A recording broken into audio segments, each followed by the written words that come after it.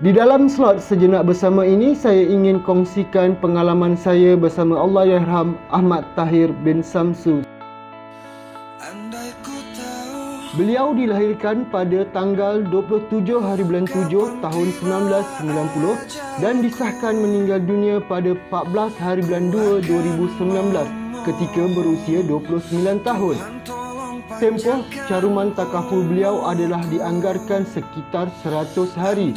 Di dalam pengamatan saya akui beliau merupakan salah seorang pelanggan takaful saya yang cukup baik. Mengimbau kembali pertemuan temu janji bersama beliau, appointment kali pertama diaturkan pada Januari 2016 bertempat di Taman Mount Austin, Johor Bahru. Pada ketika itu, beliau menangguhkan hasratnya. 2 tahun berselang, saya dikejutkan dengan panggilan daripada beliau dan menyatakan kesediaannya untuk mengambil pelan takaful yang pernah ditawarkan kepadanya sebelum ini. Kami mengatur appointment kedua pada malam tersebut. Titik persetujuan telah dicapai dengan beliau menekankan elemen hibah yang tinggi untuk penerimanya. Sejujurnya, apa yang saya boleh perkatakan, kelainan yang saya rasai pada malam tersebut adalah beliau banyak menyebut tentang perihal kematian, terutama benefit-benefit hibah daripada setiap pelan yang saya kemukakan kepada beliau. Pada malam itu juga beliau nyata menitik beratkan amount hibah yang ingin beliau sampaikan kepada kedua ibu bapanya. Antara lain yang saya boleh perkatakan, beliau seakan-akan tahu ajalnya semakin hampir. Kerana itu perbincangan yang berlangsung pada malam tersebut banyak berkisar kepada hibah kematian. Beliau banyak bertanya tentang proses tuntutan kematian ini. Bagaimana proses ini berlangsung? Hasratnya beliau tidak mahu menyusahkan warisnya untuk berurusan setelah kematian beliau. Saat saya mendapat perkabaran berita kematian arwah dalam nahas lebuh raya yang berlaku, saya nyata terkejut dengan berita tersebut. Lantas saya teringatkan kata-kata arwah yang pernah disebutkannya semasa appointment dahulu. Ikhlas saya nyatakan, arwah ini merupakan seorang anak yang baik. Hasrat terakhir yang dinyatakan oleh arwah, beliau mahu berikan hibah ini kepada kedua ibu bapanya. Menurutnya, sejak kecil, dia banyak terhutang budi kepada kedua ibu bapanya yang telah bersusah payah membesarkan beliau dan adik-beradik.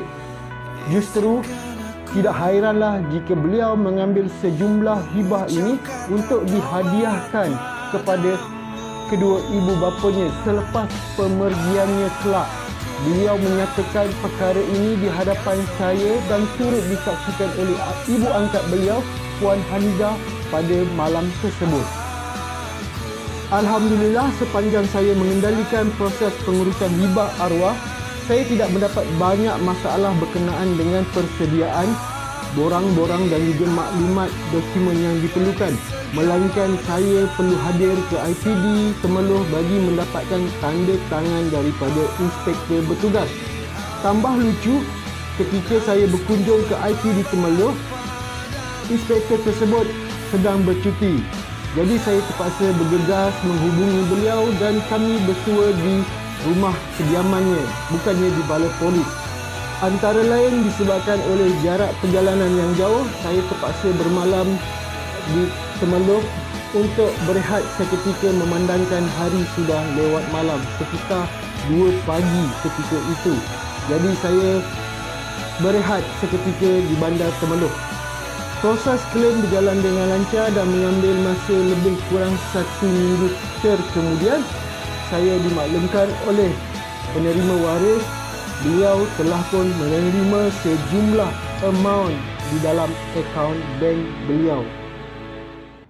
Sejurus selepas selesai segala urusan berkaitan dengan hibah arwah, saya ada membuat kunjungan menemui kedua ibu bapa Allahyarham. Dalam pertemuan itu, saya mengulang apa hasrat anak-anak mereka semasa hidupnya. Antara lain, saya bertanya khabar kepada kedua ibu bapanya dan saya turut menzahirkan rasa duka cita di atas kehilangan anak mereka.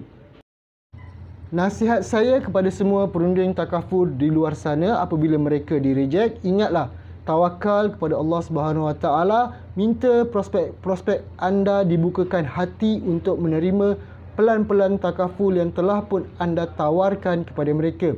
Lihat contoh seperti kes yang saya kongsikan ini, di mana saya sendiri menunggu selama tempoh 2 tahun sebelum Allahyarham ini bersetuju untuk ambil pelan takaful beliau. Nasihat saya kepada semua netizen di luar sana, anda tidak perlu takut dengan perunding-perunding takaful. Sebaliknya, anda dekati perunding takaful anda untuk ambil tahu apa manfaat-manfaat yang anda perolehi ketika musibah melanda.